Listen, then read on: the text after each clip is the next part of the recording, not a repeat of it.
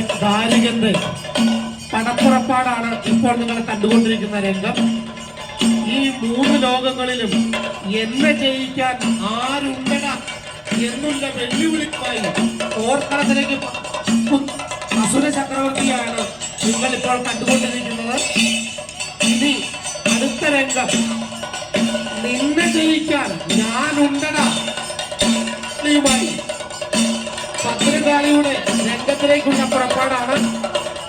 വളരെ ഭക്തി ആദരപൂർവ്വം നടക്കുന്ന ഒരു ചടങ്ങാണ് ഇപ്പോൾ നിങ്ങൾ കാണാൻ പോകുന്നത്. അടുത്ത രംഗം ഭദ്രകാളിയുടെ പുറപ്പാട്. ഒന്നുകൂടി ആവർത്തിക്കുന്നു, അടുത്ത രംഗം ഭദ്രകാളിയുടെ പുറപ്പാടാണ്. ക്ഷേത്രത്തിന് വളരെ അധികം ഭക്തി ആദരപൂർവ്വം നടക്കുന്ന ഒരു ചടങ്ങാണ്.